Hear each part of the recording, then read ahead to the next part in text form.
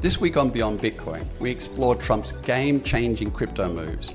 We ask where are the crypto executive orders and wonder if it even matters as Trump has a $20 billion windfall on his new Trump token. Also, the creation of a Bitcoin strategic reserve, institutional adoption, and national treasuries buying into Bitcoin. Phew. Anyway, don't forget, like and subscribe and share with like-minded friends. Good morning, everybody, and welcome to another episode of Beyond Bitcoin. And this time, it's a special episode because we're talking about what happened to the executive orders of Trump. What's going to happen to crypto? Are these great changes coming? And so those are the sort of topics we're covering at the moment because that is what crypto is fixated on at the moment. Greg, what do you think happened to those executive orders? And are they still coming? I think crypto has a very short time frame, a very short attention span. So yes, Trump signed a large number of executive orders the first day, the day of his inauguration. Everyone was hoping that he was going to sign some very crypto-specific orders day one, notably around the Bitcoin strategic reserve, highlighting currencies as a national priority for the US. Yes. Look, this is all coming. Just because it didn't happen day one, people don't need to sell their bags and dump everything. So look, the Bitcoin price has been very volatile leading up to the inauguration on speculation about what he would announce. It has drifted back, obviously, as a result of the fact that he hasn't announced this day one.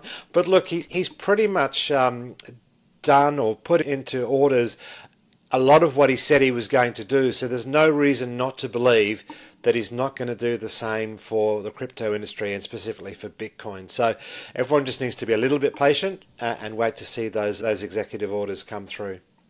That's right. And really, traditionally, we've seen the whole buy on the rumor and dump on the facts. And so what we did see is Bitcoin get to an all-time high of a little over $108,000. And with this apparent disappointment, drop back to around $100,000, typically volatile. So the president did sign about 100 executive orders during that period of time, but they were mostly sort of red meat culture war kind of executive orders. They're around, issues of immigration, issues of gender definitions, all sorts of things like that. And what we didn't see, of course, is crypto, because really, on day one, it's not that interesting for the masses to be able to adopt and get involved with. We think it's interesting, but really for the masses, it's not. But since then, a few things have happened. And before then, I think the most important things happened. So one of the things that happened since is he has freed Ross Ulbricht, who is the Silk Road creator, the young man that created Silk Road, which was a trading platform that ended up trading drugs and all sorts of things. And so he was put away for an absurd period of time, multiple lives. And so that he's freed him. But I think what we really did see is sort of overt, self-interest coming in here. Trump is a transactional person. He really essentially does things that are going to get him through to the next day. And he's been known to want to profit on things. And of course, he released the Trump token, about 48 hours or so before he became president. And that token, rose from very little to about $36 billion fully diluted value and about $7.6 billion, on the market trading. And this gives his companies, which is CII and Fight LLC, which are the major holders of this asset, around a face value of about $20 billion worth of value. And just after he became president, those companies purchased $47 million worth of wrapped BTC. So to me, the regulations that are coming are very important, particularly around SAB 121. This is going to make a real difference to the industry to have direction. But when you realize that the emperor has a major asset in this space, I think you can have confidence that we're going to see regulations that support this asset. Doesn't that just make logical sense to you, Greg? Yeah, it does. But the first thing I think of when you say that, is that huge conflict of interest. It is absolutely ridiculous that an incoming president can release a coin and knowing that he's going to put into law regulations that promote the use of cryptocurrency. So obviously the previous administration, Choke Point 2.0, was doing everything they could to prevent cryptocurrencies becoming protocols, becoming a major asset in the US economy. And this is a complete 180-degree shift. As I said, massive conflict of interest to be launching that token. I don't think he was, how much he knew about it, I'm not, it's difficult to tell, but certainly he was aware of it. But yeah, it's an interesting perspective. It basically says all the rules that you thought you were working under are all completely changed. He's driven by self-interest, but that's also going to benefit the cryptocurrency industry specifically as well. So we're happy for him to carry our bags and to take us to the moon, as even he started saying now. Very, very true. So Trump was the prime promoter of this, and he released the coin and said, enjoy yourself, play. And off the token went. So he's fully aware of it. And as you say, it's actually an undisputable, massive conflict of interest. However, the Supreme Court has given Trump immunity. He can do anything he wants during his presidential period of time. And so therefore, I think this is going to be the beginning. But I don't want to go on that particular topic, and what people have a view of that is we are involved with crypto. And I think there's a few things that are important to understand about the President of the United States, and that is that he hasn't been well liked by banks. He's sued banks very often. He's foreclosed on banks. He's gone bankrupt 66 times, leaving banks with billions of dollars worth of debt. And accordingly, they weren't going to lend to him. The ultimate bank that lent to him, of course, was Deutsche Bank, and they're under heavy investigations as to all sorts of reasons why that might have been. He doesn't like banks. So he's not concerned about cryptocurrency, impacting the future of banking. And I mention that not by virtue of any statement on Trump, but by a statement of logic. If a person isn't protecting the banks, and clearly the Democrats were through their Choke Point 2.0 and the FIDC, then we're seeing a person that is going to be able to profit from this, doesn't care about the banking industry, and sees this as a section of their voters. Around 19 to 20% of America has crypto assets or cryptocurrencies, which could well profit from this. To Trump, it's a win, win, win. Yeah, and I think one of the things that you are seeing is that there's less of a move now to a central bank digital currency, a CBDC. Yes. The focus is much more now on stablecoins. Yeah. And stablecoins are obviously run by private enterprises, by the group behind Tether and Circle. And most people are projecting massive growth in the stablecoin environment this year. And look, I think it's almost as important as when the US moved to the petrodollar in the 70s after the oil crisis, that they basically got everyone to agree to price oil contracts in US dollars, saw massive demand for US dollars, and which consequently got put into US treasuries. You're seeing that now with the stablecoins. These stablecoins are all backed by US treasuries.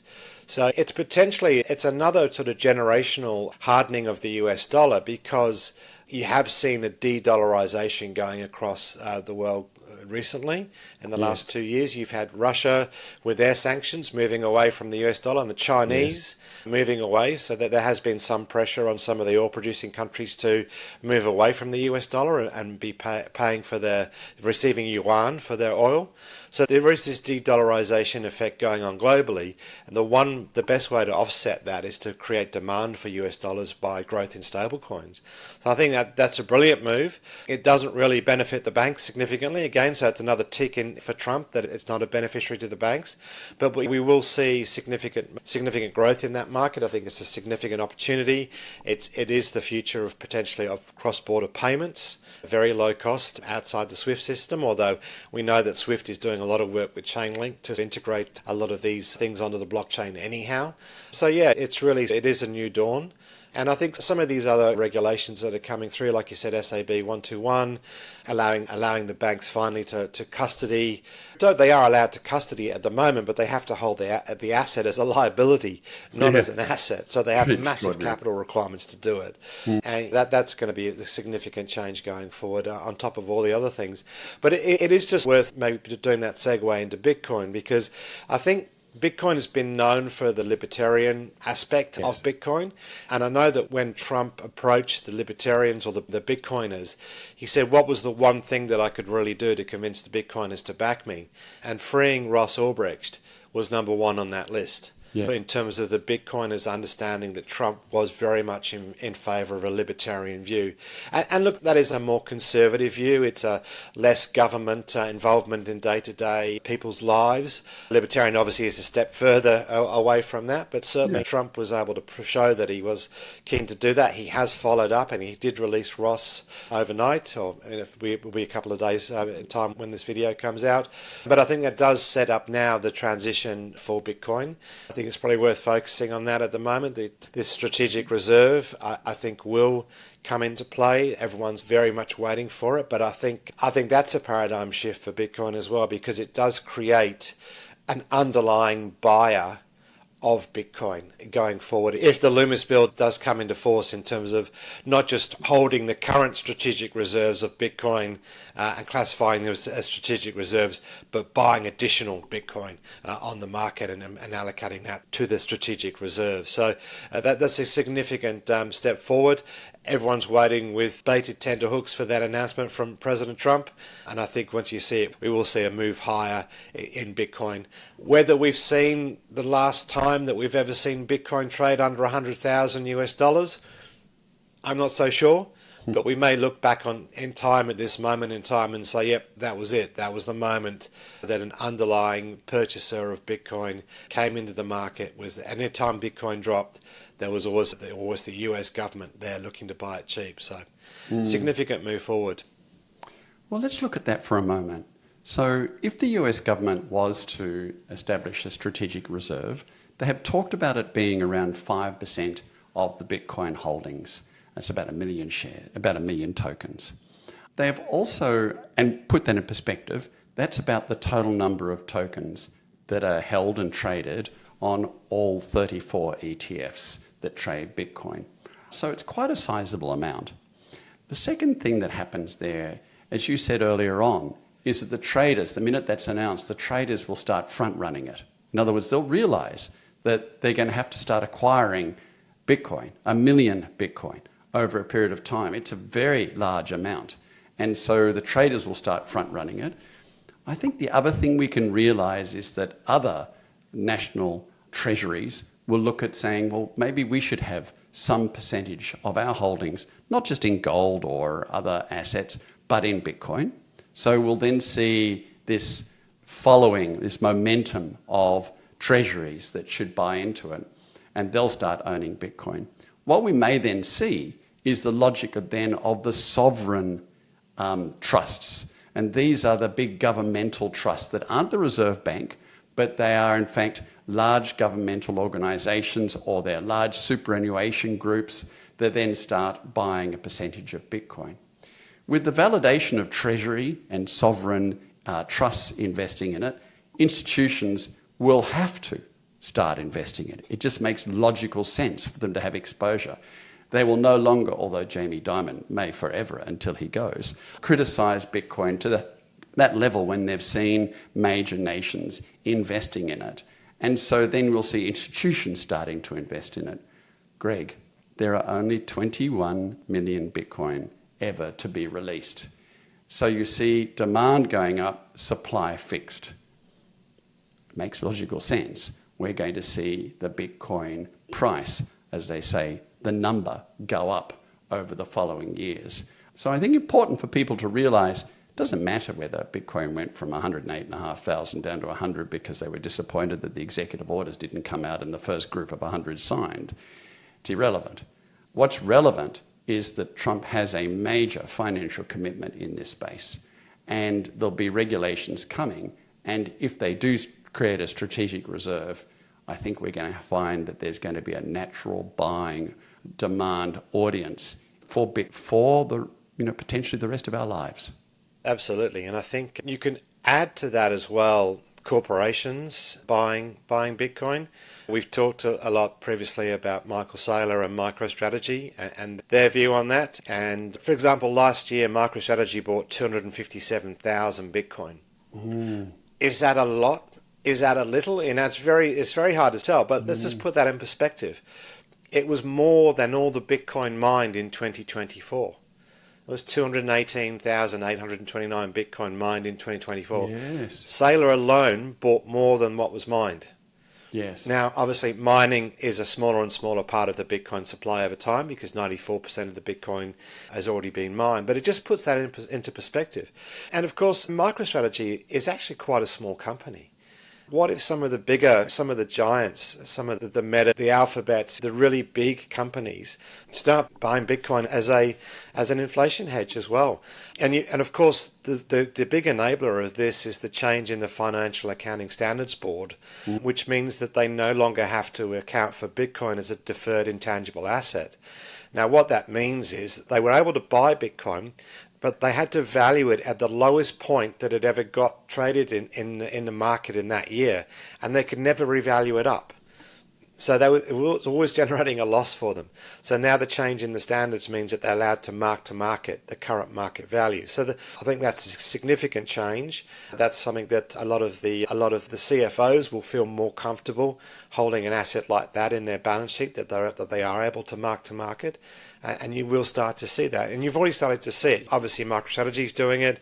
Marathon, one of the large Bitcoin miners, is already doing it. And the other day we had a rare earth miner, NASDAQ listed, started issuing convertible notes to be able to buy Bitcoin. We're starting to see it's not just the tech companies doing it, now it's actually a resources company doing it. Companies and boards can see the value of holding Bitcoin in their treasury in addition to their US dollars, because I understand the debasement of a fiat currency in the form of US dollars, and they're realizing that Bitcoin is one of the ways of hedging that and a long-term store of wealth. So I think as that narrative continues to build, there will be more, you'll see more and more underlying pressure to buy Bitcoin. And these companies aren't buying it to trade it. They're going to buy and hold. Yes. They'll be the ultimate diamond-handed holders of Bitcoin. So that's really, I think, what we're going to see over the next few decades of Bitcoin's growth. And that really drives, you've seen some pretty wild price expectations from the likes of Michael Saylor and Cathie Wood. Bitcoin is a scarce asset. As the price goes up, you can't mine anymore. It becomes scarcer and scarcer. So you are starting to see some of that buying pressure start to come through, and there will be a supply shock at some point in time that will drive Bitcoin up through the $1 million level. We're not sure when that's going to happen, but it all looks like the stars are aligning for that to happen in the next 2 or 3 years. So keep your eyes peeled.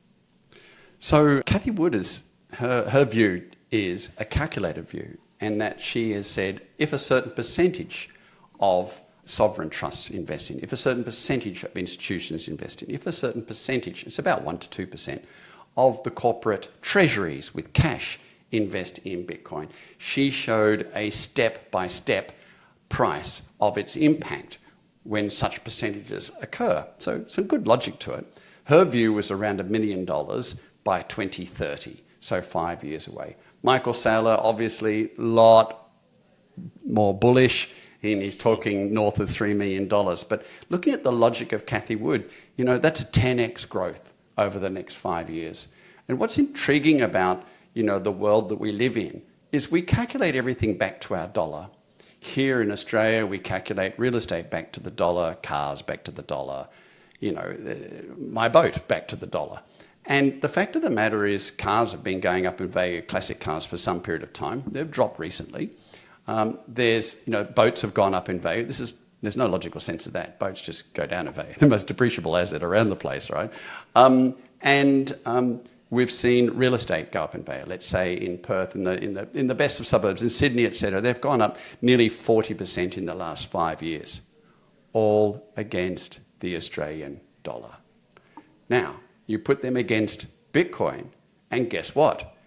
Gold's gone down 72% against Bitcoin in the last, in fact, 4 years. And real estate has gone down 76% against Bitcoin in the last 4 years. And so even the price of my boat's gone down enormously against Bitcoin in the last 4 years. If you start using Bitcoin as your currency that you value thing against, all of a sudden you start realizing that inflation tears into the real asset base of people. And it starts also making us kind of wake up and stop being deluded and saying, well, the price of this has gone up, isn't it fabulous? No.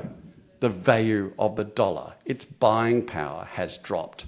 And this plays a major impact in it. And so I think this is incredibly exciting that we're seeing an asset globally from every country in the world that an investor can invest in $10 if they want, that has such substantial growth and upside to it. Yeah, obviously delighted. Our Radiance fund constantly builds income off Bitcoin, and the income is paid in Bitcoin. So our goal there is perpetually to build Bitcoin and Bitcoin ownership.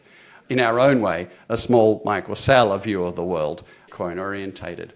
I would add this, and that is that our future beyond Bitcoin discussions are also going to be about altcoins, because they are the engine that drives the economy, that is all things crypto businesses and banks and areas that people generate their income out of. But for now, everyone's focused on Trump and what Trump's executive orders are ultimately going to be. I think we can say in pretty solid confidence they are coming.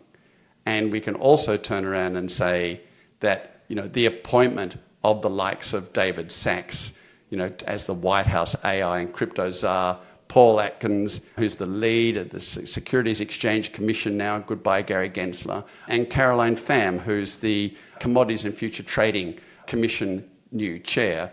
These people are all pro-crypto. It's an extraordinary change, isn't it, Greg? Yeah, and Trump 2.0 is driving all of that positivity. So, yeah, that's obviously keeping our ears and our eyes out for these executive orders, and I think you'll see that impact on the market in the short term. But as we've talked about, these aren't just short-term impacts. These have much longer-term implications for Bitcoin and cryptocurrency more generally. They certainly do, and we'll keep you up to date with that each week on Beyond Bitcoin.